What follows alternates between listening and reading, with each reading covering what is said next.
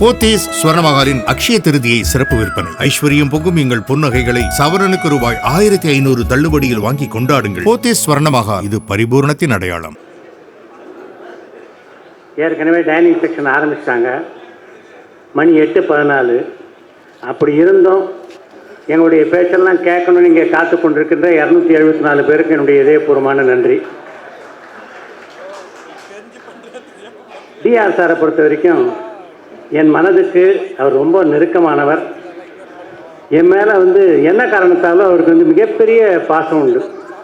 எப்போ அவரை நான் சந்திக்க போனாலும் அவ்வளவு அன்போடு என்னை வரவேற்பார்.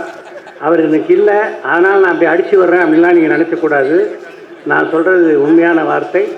அதுக்கு என்ன சாட்சின்னா, என்னுடைய திரைப்படங்களுடைய 100வது நாள் விழா, எந்த விழா நடந்தாலும் அந்த விழாக்கள் டிஆர் அவர்கள் இல்லாமல் நடந்ததே இல்லை. எல்லா விழாக்களுக்கும் அவர்தான் தலைமை. இங்கே இப்போது பேசிவிட்டு சென்றாரே உலக நாயகன், அவருடைய பிறந்த நாள் விழாவும் என்னுடைய சூரசம்மாரம் படத்தினுடைய 100வது நாள் விழாவும் 1988ஆம் ஆண்டு நவம்பர் மாதம் 7ஆம் தேதி கலைவாணர் அரங்கில் நடைபெற்றது.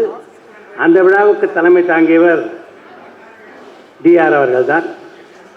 அதே மாதிரி நானும் என்னுடைய சகோதரம் இணைந்து தயாரித்த ஜல்லிக்கட்டு திரைப்படத்தினுடைய 100வது நாள் விழா வள்ளுவர் கோட்டத்திலே புரட்சித் தலைவர் எம்ஜிஆர் கலந்து கொண்ட அந்த விழாவுக்கு தலைமை தாங்கி வரும் டிஆர் அவர்கள் தான். அவர் இல்லாமல் விழாவே எங்களுடைய நிறுவனத்திலே நடந்ததில்லை. அந்த அளவுக்கு எங்களுக்கு மிகவும் நெருக்கமானவராக அவர் இருந்தார். இந்த சினிமா உலகத்தினுடைய பிரச்சனை, சினிமா உலகத்தில் பொறுத்தவரைக்கும் உங்களுக்கு நல்லா தெரியும், இங்கே இருக்கவங்களுக்கெல்லாம் நல்லா தெரியும்.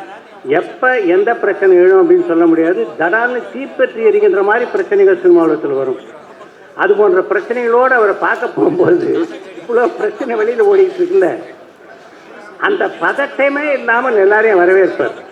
உட்காருங்க, எல்லா விஷயங்களுமே எல்லா பிரச்சனைகளும் தீர்க்கப்படக்கூடியவை, எல்லா பிரச்சனையும் தீர்க்கலான்ற நம்பிக்கையோடு அதை அணுகக்கூடிய ஒரு மனிதராக இருந்தவர் அவர். அப்படி அணுகிறது மட்டும் இல்லை, பல பிரச்சனைகளை தீர்த்திருக்கிறார். இந்த சினிமா உலகத்தில் எப்பெல்லாம் பிரச்சனைகள் எழுமோ அப்பெல்லாம் எல்லாரும் போய் கூடுற இடம்னா இந்த பாய்ஸ் ரோட்டில் உள்ள அவருடைய அலுவலகம் தான்.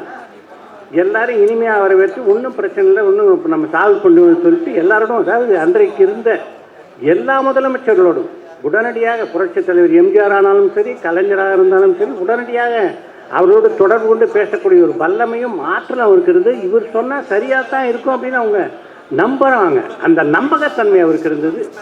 அவர் போடுற ஒரு சிறப்பான மனிதர்லாம் பார்த்தீங்கன்னா, இப்போ இந்த 100ஆண்டு விழா எத்தனை நூற்றாண்டுக்கு அப்புறம் அது மாதிரி ஒரு மனிதர் தோன்றுவார் என்று தெரியவில்லை. அவருடைய புகழ் என்றைக்கும் நிலைத்திருக்கும். நன்றி, வணக்கம்.